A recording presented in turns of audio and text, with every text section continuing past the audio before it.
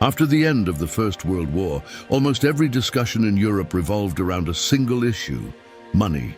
More specifically, who would pay for the disaster that had destroyed the continent? Germany quickly became the center of this debate. The victorious powers demanded enormous reparations for the war's damages. Politicians, economists, and diplomats endlessly debated how much Berlin should pay, who would receive each installment, and above all, whether the Germans would truly be able to sustain such an absurd debt.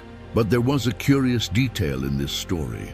Germany did not fight alone in the war. Alongside it were the Austro-Hungarian Empire, Bulgaria, and the Ottoman Empire. All had been defeated. All had participated in the destruction. So why, in the end, did only Germany bear almost the entire financial burden of the war?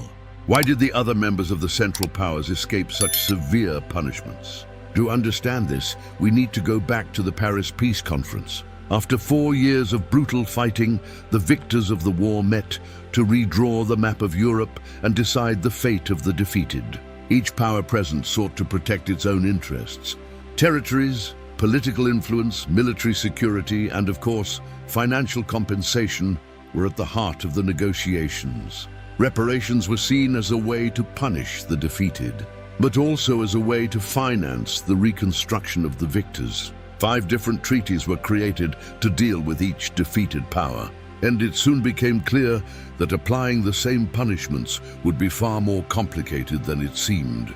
The most famous case was the Treaty of Versailles. Germany lost important territories, had its armed forces drastically reduced, and was held responsible for gigantic payments whose final value was not yet defined. The objective was clear: to permanently weaken the country that had terrorized Europe. And imposing these demands on Germany was relatively simple. Despite the defeat, the German state still existed. The government had changed. The Kaiser had fallen. But the administrative, economic, and political structure remained alive. Germany continued to be Germany. There was a functioning central government, organized institutions, and a population that could still be held collectively responsible for the war. With the others already defeated, the situation was complete chaos. Bulgaria was the closest exception to the German case. The country had entered the war seeking revenge for losses suffered in the previous Balkan wars. Initially, the Bulgarians managed to expand their territories and seemed close to achieving their objectives. But in 1918, everything fell apart. Allied forces advanced through the Balkans from Greece, and the Bulgarian government quickly realized that continuing to fight would be suicidal. The armistice came in September of that year. As punishment, Bulgaria was forced to return the conquered territories and even lost more regions to its neighbors. Its army was drastically reduced and financial reparations were imposed. But there was an important difference. The amounts demanded from Bulgaria were minuscule compared to those demanded from Germany. Furthermore, a large part of the compensation was to be made through goods, coal, livestock, and raw materials delivered directly to neighboring countries. Even so, the impact was devastating. The Bulgarian economy entered a deep crisis. Strategic ports were lost. Hundreds of thousands of soldiers returned home unemployed. Poverty increased rapidly, and the country plunged into political radicalization and social instability. Nevertheless, Bulgaria's debt was eventually reduced and subsequently abandoned by the victors in the following years.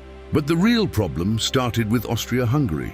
Unlike Germany, the Austro-Hungarian Empire simply ceased to exist. It literally disintegrated after the war. And this created an extremely complicated question for the winners: who exactly should be held responsible? The former monarchy had been divided into several new countries: Austria, Hungary, Czechoslovakia, and other independent territories, now disputed borders, governments, and political power. There was no longer a clear central authority capable of officially assuming the debts of the former empire. The situation was especially chaotic in Hungary. The country was facing internal revolutions, wars against Romania and Czechoslovakia, and almost daily political crises. Meanwhile, Different ethnic groups were claiming entire territories of the former empire. And there was an even bigger problem. Much of Austro-Hungarian industry was now located within newly independent countries, such as Czechoslovakia. This meant that many of the factories that had aided the empire's war effort now officially belonged to allied or neutral states. Punishing these territories would have been politically impossible. In the Treaty of Saint-Germain, Austria was recognized as the official successor to the Austrian part of the former empire. It lost vast territories, had its army limited, and was also forbidden from uniting with Germany. The victors feared that a union between the two countries would once again create an overly powerful force in the heart of Europe. And what about the repairs? Officially, Austria was supposed to pay, but in practice, nobody believed it. The country was economically devastated. Vienna faced famine, poverty, and financial collapse. The situation was so desperate that even the Allies realized that putting further pressure on Austria could simply destroy the new country completely. So quietly, the idea of reparations was abandoned. In Hungary, the situation was similar. The Treaty of Trianon drastically reduced Hungarian territory. The country lost about 70% of its land and a large part of its population. Natural resources, strategic cities, and important agricultural areas disappeared from the Hungarian map practically overnight. As additional compensation, Budapest would also have to send natural resources to neighboring countries. But once again, the same problem arose. Hungary was bankrupt. The victors knew that demanding massive payments would be futile. The country could barely survive politically. In practice, territorial gains from neighbors ended up replacing traditional financial reparations. And this created a huge resentment within Hungary that would continue to influence European politics for decades. The last major member of the Central Powers was the Ottoman Empire, and his situation was perhaps the most dramatic of all. After the surrender of 1918, the victorious powers essentially divided the empire among themselves. The Treaty of Sèvres drastically reduced Ottoman territory, limited its armed forces, and placed important parts of the economy under foreign control. The strategic straits would be internationalized. France and the United Kingdom would expand their economic influence.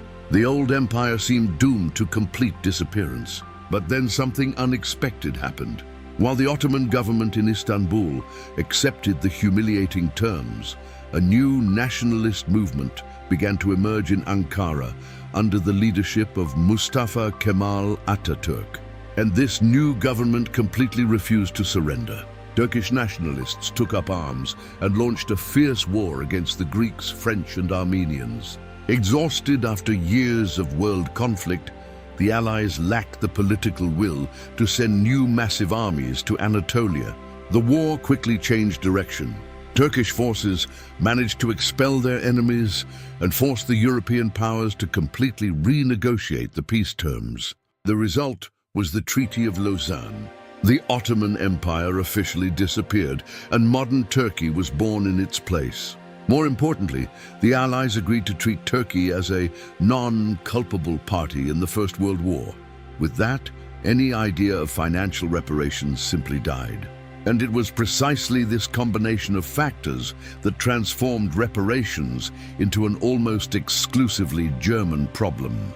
Bulgaria was too small, Austria was failing, Hungary had been territorially mutilated, and the Ottoman Empire literally ceased to exist. In the end, only Germany remained sufficiently intact, organized, and economically functional to bear the enormous burden of war reparations. And that decision would end up shaping the future of Europe in ways that few could have imagined at the time.